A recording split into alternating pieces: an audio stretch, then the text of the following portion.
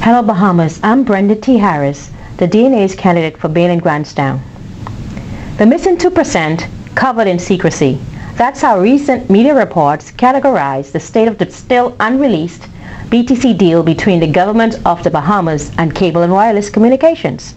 More than 2 years ago, since the signing of that agreement, the Bahamian people are no closer to finding out the exact terms of the agreement or the alleged 2%, which was reportedly regained on their behalf. Yet, the PM and his government continue to take credit for, as they put it, buying back controlling interest in the telecoms provider.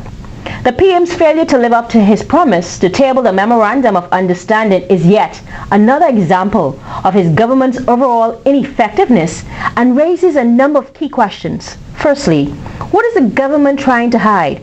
After publicly touting that the success of their protracted negotiations with Cable and Wireless Communications and even securing the supposed 2% on behalf of the people of this country, one would think that the PM would be pleased to provide such details to Parliament.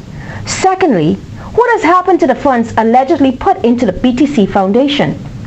Considering this government's track record of corruption and financial mismanagement, all Bahamians should be concerned about how this money has been used.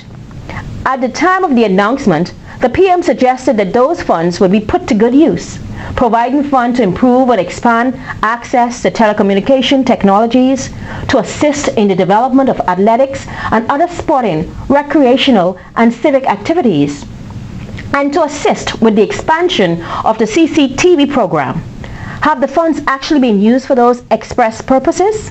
And if so, why has the government not produced the financial accounting to show it?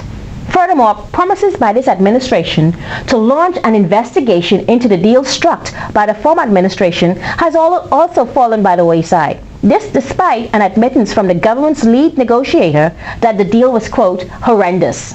Don't Bahamians deserve to know the particulars of that deal? Now, with a new cellular provider already licensed and preparing to begin offering services to the public, what assurances do we have that another horrendous deal isn't being struck? This government has had long enough to make good on its public promises. Instead, it has operated as it usually do, in secrecy. The Democratic National Alliance calls on the government to finally live up to its promises on this and countless other issues.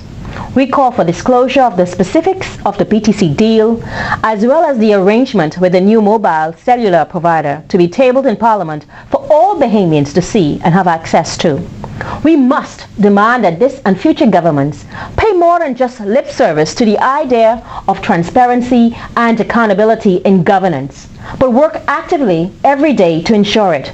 I am Brenda T. Harris, the DNA candidate for bail in Grantstown and the DNA spokesperson for investments.